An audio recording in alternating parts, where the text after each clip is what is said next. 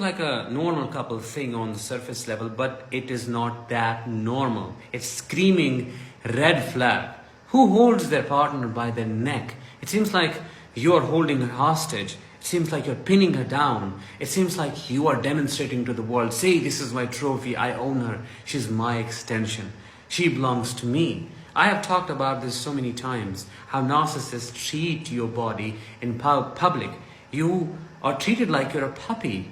You feel like you're on a leash. Sometimes they put their hand over your shoulder while walking behind you, or sometimes they walk ahead and you have to keep up with them. It's a constant chase. This display of the crazy behavior is nothing but a manifestation of their grandiosity, entitlement, lack of empathy, and pure coldness. Charlie! What? What are you doing? Where? There, with her! Who? Her! How could you? What? That! When? When I came in, you and she would... Who? You know very well who, that woman there! Where? Charlie! What? You and that woman! What woman? You just watched is the classic example of gaslighting, the most extreme form. But in narcissistic relationships, it isn't as evident as in that video clip. Things happen at a very subtle level. The narcissist drives you crazy inch by inch, bit by bit, convincing you that you are wrong or they are not doing what you think they are doing. They are trying to save you, they are trying to help you, yet you are too stubborn to receive that help. To support their gaslighting behavior, they shape the environment in such a way that reflects what they say about the reality. Then how you know it is.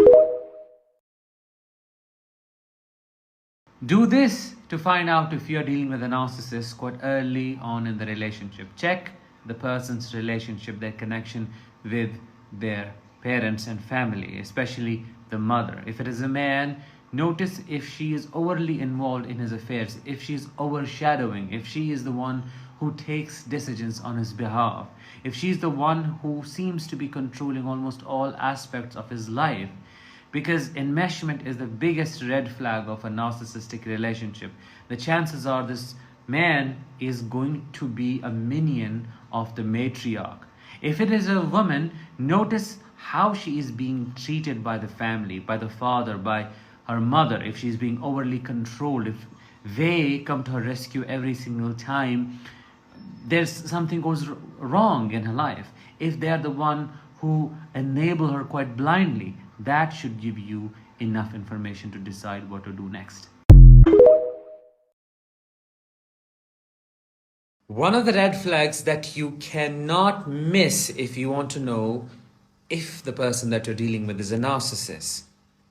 Do you get palpitations? Do you start shaking when they call you?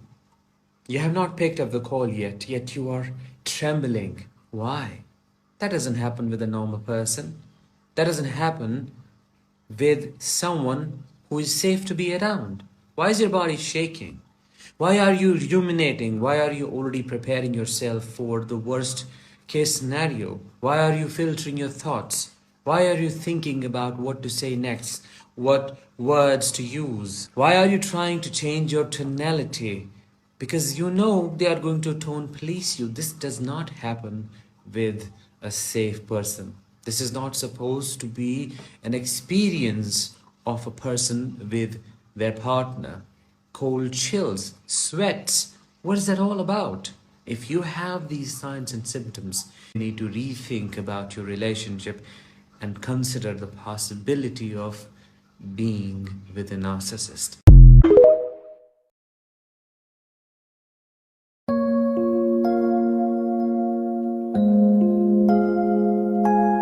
After sitting across so many survivors of narcissistic abuse, there is this one thing that I have noticed in almost all of them. Trauma eyes, sunken eyes, eyes that reflect the horrors they have witnessed, eyes that show how broken these survivors feel deep within. And how does all of that manifest physically? Big, wide, dark circles, eyes that look quite old, that do not match the rest of the face. I've had those kind of eyes for almost all of my life. Eyes are said to be the windows to your soul, but in our case, the eyes are the windows to our suffering. Eyes speak the story that our tongues cannot. Did you struggle with this kind of particular trauma symptom after narcissistic abuse? Let me know in the comments.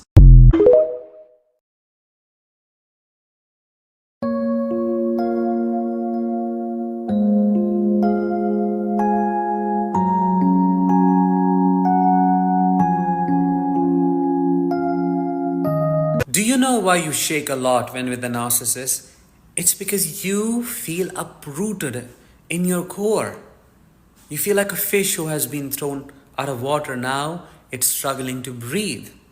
You cannot get two and two together. You are trying to process a million things at once. You are thinking about them abandoning you, them getting mad at you, them giving you silent treatment, and it goes on and on and on. Basically, you are split into so many parts, trying to juggle with so many things to the point of extreme overwhelm. And shaking is basically your body's last attempt at just getting rid of that stress that just doesn't seem to go away. It also shows us the adrenal overwhelm that happens, the excess release of cortisol and other stress hormones in the bloodstream.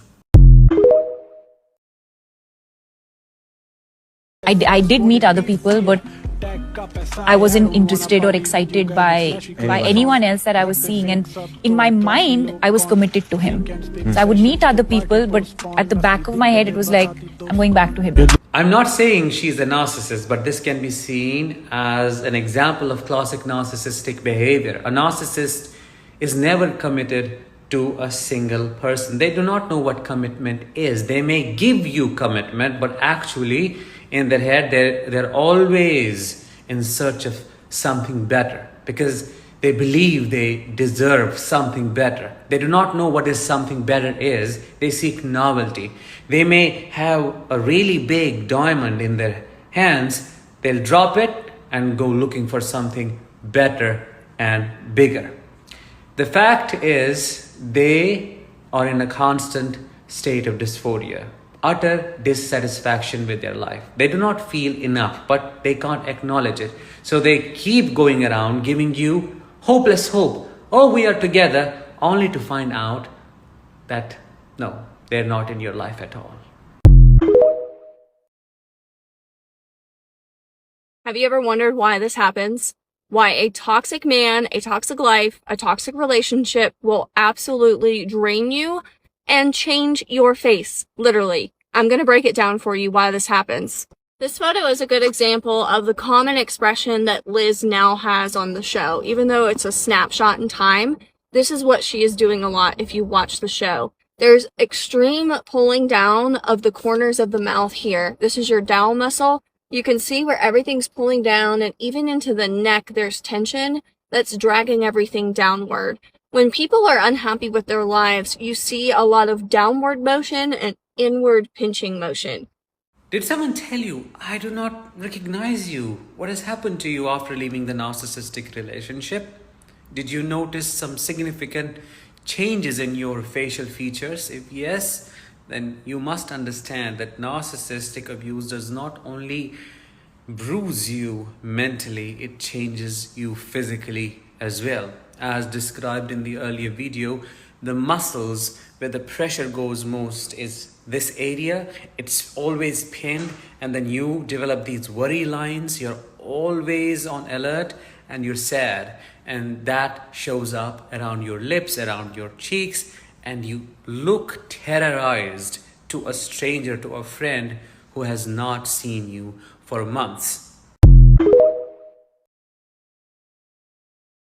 I'm not playing! I'm not playing! I'm not playing! You could be the most silent, the least talkative person, and the narcissist will bring the worst out of you.